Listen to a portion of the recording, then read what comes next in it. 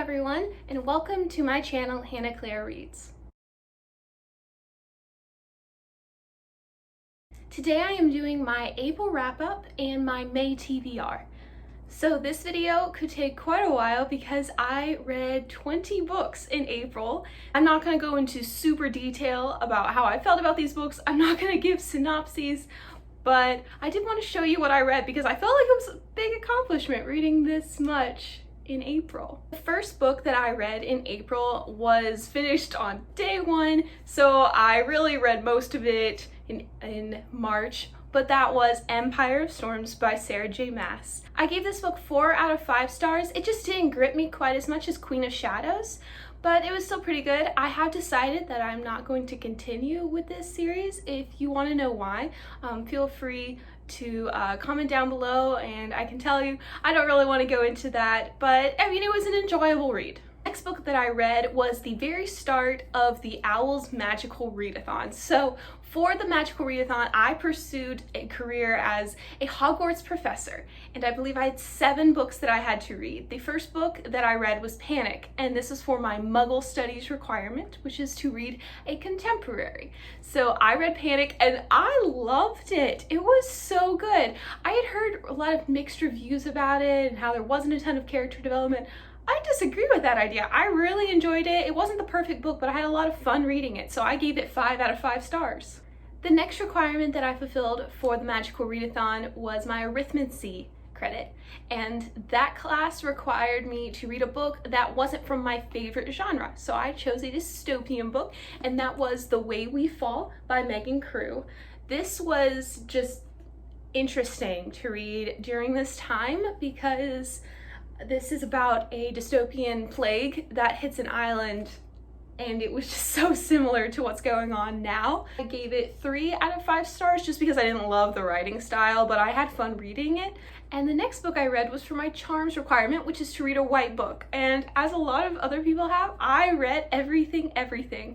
This was a reread for me, and I enjoyed it more this second time around, I think. It was a lot of fun reading this. I love how it's written. It was just beautiful. I flew through it. I gave it 4.5 out of 5 stars. So this next book I read was incredible. I read it for my young adult literature class, and I wish we had been able to be in class to discuss this book because it was so impactful. And that was Warriors Don't Cry by Melba Pattillo-Beals. And this is an autobiography of what it was like for a young girl to go through the desegregation of a school in Louisiana.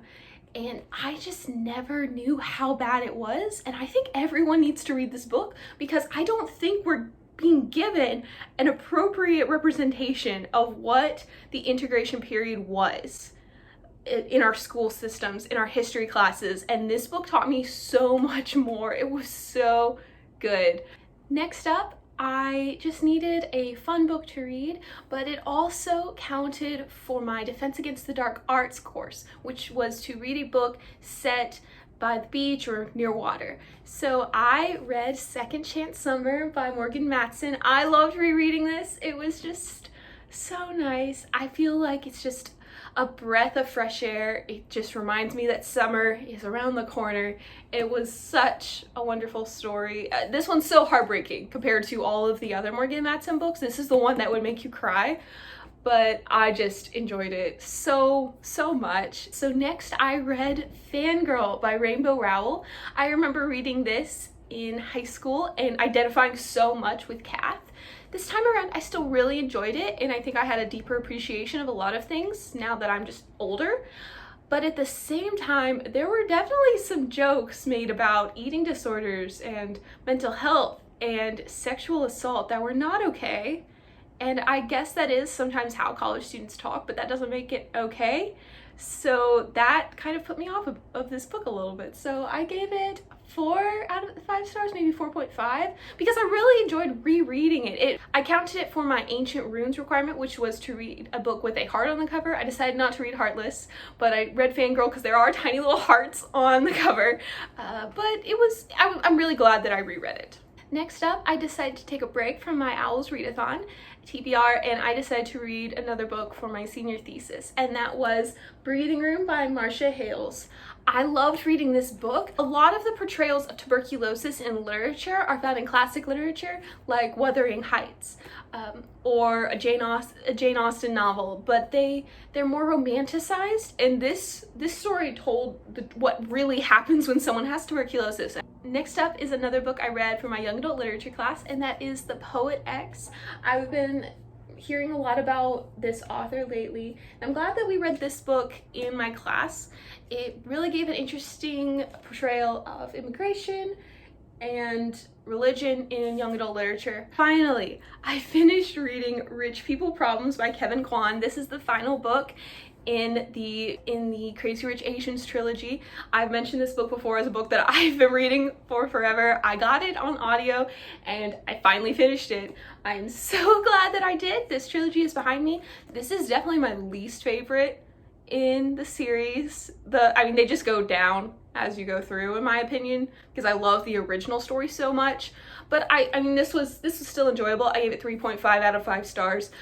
And then next up is my Reading Rush wrap-up. You may have already seen my video for that, so I'm just gonna fly through these books. But the first one I read was One of Us is Lying by Karen McManus, and I want all of her books now. I want all of them, because this was so much fun to read. I gave it 4 out of 5 stars.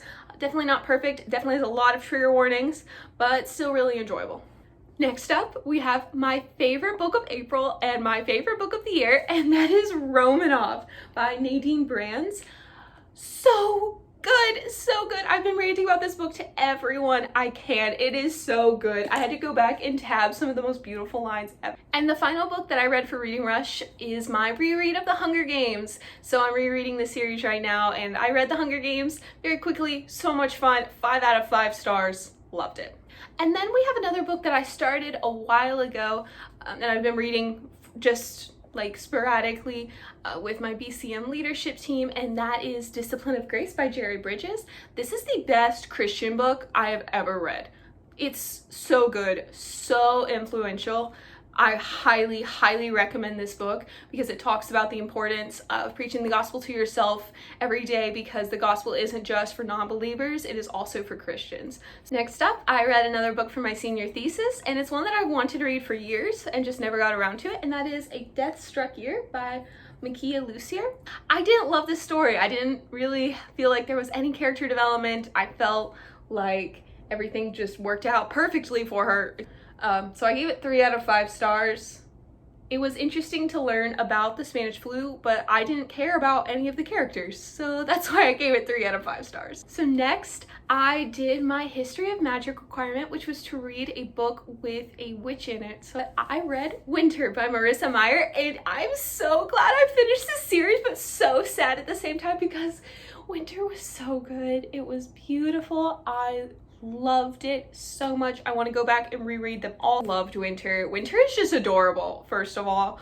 She's so cute, and I love all of the characters, and this was just an incredible way to wrap up this series. And then I read my final book in my young adult literature class, which was a reread of Feed by N.T. Anderson. So I read this book my freshman year of college for my American Lit class, for whatever reason, and didn't like it at all. And then when I saw that I had to reread it, I had a really bad attitude about it, and I didn't want to reread it, so I got it on audio so that I could just do other things while listening to it, and it is so much better as an audiobook. Like, if you need to read it or want to read it, get it as an audiobook, because there are actually like commercials like put in, and it actually works so well with the storyline. It made me love this book and understand what it was so much more. So this time around, I gave it 4 out of 5 stars. And next, we have the book that was the biggest disappointment of the entire month, and that was The June Boys. I hated this book, but I couldn't DNF it because, first of all, I spent money on this book. It's a nice book. I'm not going to waste money and DNF this book. I'm going to read it. And also, I just wanted to know what was going to happen at the end. I needed resolution, but I hated everything that happened. I thought this was going to be a cool mystery, and then it turned out to be a Noah's Ark retelling mixed with a kidnapping story that just didn't really make any sense until the very, very end, and I didn't understand any of the characters. I was forgetting characters' names all the time. They all ran together for me. I got to the end and I still didn't know who a character was because there was no development. The storyline and the timeline is completely messed up for no reason, and it doesn't build any suspense. It was not good. The only reason why I'm giving this 2 stars instead of 1 stars is because I didn't DNF it. Because I kept going, and at the end, I was interested in the very end. And the last full book I read for April was Catching Fire, and it was obviously so much fun. And then I finally finished my OWLs with my potions requirement, which is to read a book under 150 pages. I decided to read an Edgar Allan Poe short story called Manuscript in the Bottle. What I like to do with Edgar Allan Poe short stories is I like to look up an audiobook version on YouTube and then listen to that while reading it, because it really helps it all sink in. And a lot of those readers are really good and they make it really creepy, so I really enjoyed this. I'm setting my goal for May pretty low, nothing comparable to the 20 books, just because I want to have that freedom to read whatever I want this month. First, I want to say that for the month of May, I will be participating in Perfect Paperback's Read-a-Thon. So she has like a choose your own adventure read-a-thon that actually fits really well into your TBR. It's very low-key read-a-thon. You only have to read a book a week. So very, very chill. And I'll just see how I can fit my TBR into that read-a-thon as we go along. But the first book that I want to read in May, I'm already about halfway through, and that is The Guest List by Lucy Foley. I've been seeing people reading this because it is one of the Book of the Month books, and I got this one last month. I will leave my information down below for Book of the Month, and you can get your first book for $5 if you use my link. And it helps me out, so please, please, please use it. Next up, I really want to read 3 more books for my senior thesis this month. The first one is The Fault in Our Stars by John Green. So I have read this before, don't worry. I didn't like it though. I didn't like it at all. I read it when I was probably 15 or 16. I really hated it, but I'm going to give it another shot. Next up is A Monster Calls, another reread for me, another book I didn't love the first time. I don't know why I didn't love it. I still think I just read it too quickly the first time and I didn't let it sink in, but it's a beautiful book and everyone loves the story, so I'm looking forward to giving it another shot. It has absolutely gorgeous pages in this book, and I love it when books have pictures in it. And next up, I'm going to return to a book that I read the first 50 pages of last month, but it was just too dark for the moment. But I'm hoping this month to read Wilder Girls by Rory Power. This was just not the book to read in April, but I'm hoping it's going to be the book to read in May. I think this would be a really cool book to read for my senior thesis. And finally, now that school is out for me, I'm hoping to read at least a classic a month. And one goal that I had for this summer is to read everything by Sylvia Plath. So I've already read The Bell Jar, but I've read a couple of her poems, but I'd like to finish reading the poetry collection of hers that I have, and I'd like to read her journals. But just for this month, I would like to reread The Bell Jar. So I enjoyed this the first time, but I don't think I really got it. I was pretty young when I read it. I think now, going into it older and after reading a lot more literature, I'm going to enjoy this a lot more. So I'm very excited to read The Bell Jar. And the last 2 books that I plan on reading in May are Mockingjay by Suzanne Collins and The Ballad of Songbirds and Snakes. I've already pre-ordered it. I am so excited. I'm so glad that I reread the series beforehand. I think it's going to give me a deeper understanding since I've never reread them. But I'm having a lot of fun with that. Thank you for watching this video. Leave a comment down below saying what you are planning on reading in May, and leave down below what your favorite book was that you read in April. Link down below if you have filmed your April wrap-up or your May TBR videos, because I'd love to watch those. Thank you for all of your lovely comments on my BookTube newbie tag. If you haven't seen it, please go watch it. It introduces a little bit more about me as I'm starting BookTube. I hope to see you in my next video. Please comment, like, and subscribe, and use my Book of the Month Club affiliate link down below. I'll see you in my next video. Bye!